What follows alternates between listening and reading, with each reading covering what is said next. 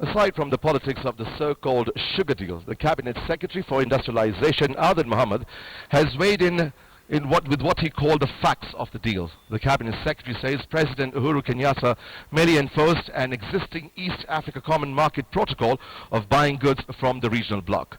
Patrick Amimo reports. The move by the government to allow sugar imports from Uganda has left a bitter taste in the mouth of politicians from the Western Kenya region sugar belt. Interestingly, in November last year, Kenya announced it would import 12,500 tons of sugar from Uganda and Zambia. The Uganda deal appears to have been sealed with President Uhuru Kenyatta's last week's visit to Uganda, though its quota is yet to be clarified. Talk about bringing cheap sugar into Kenya. Which cheap sugar? Where do you want us to get our shortfall from? I would rather get it from Uganda than from Brazil. There are so many goods that Uganda produces which we don't produce, which we can import. If it is the issue of balancing trade between Kenya and Uganda, sugar is not one of them. Kenya produces 550,000 metric tons of domestic sugar annually against a potential demand of 860,000 metric tons. The shortfall, estimated at 300 metric tons annually, is offset through imports. The acting Cabinet Secretary for Agriculture has defended the deal to buy sugar from Uganda. What I think the President's visit has done is to really reinforce an existing common markets arrangement that we have today. Should we buy sugar from Tanzania or Uganda, as opposed to maybe from other countries outside of the world, such as Brazil, which is one of the known sugar exporters globally. On Thursday, MPs from Western Kenya Sugar Belt turned down an invitation to State House to discuss the trade pact on sugar between Kenya and Uganda. The MPs argue the deal will cripple the ailing sugar industry that supports almost 500,000 small-scale farmers.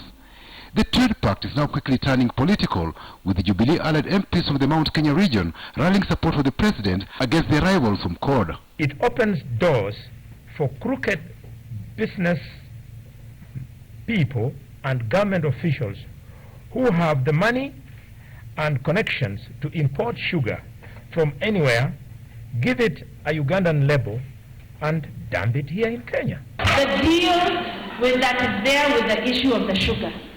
Why would we go and buy sugar from Brazil instead of our neighbor? We are not bringing all the sugar that we need as a country for consumption. We are actually importing the deficit. You love your neighbor as you love yourself. Uganda wananua vitu yetu, tunawauzia. Na kwenda huko kusema mnaanza kununua sukari yao, makosa iko wapi? Kenya is yet to combat cartels that import illegal and cheap sugar into the country, and Adan was cagey on how the menace could be tackled.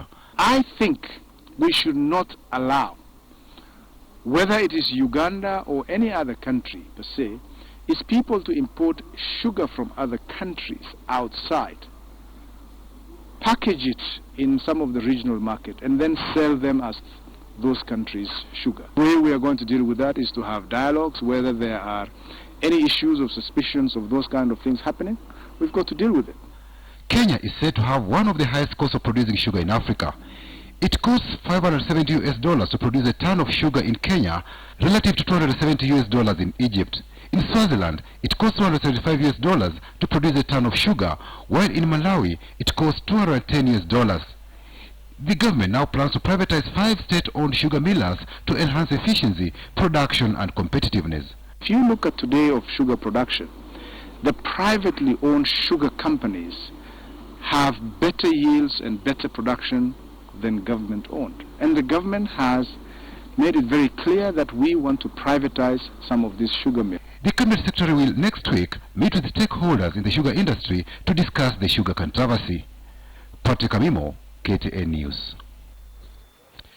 And it's not just the Jubilee government that is happy with the deal on sugar importation from Uganda.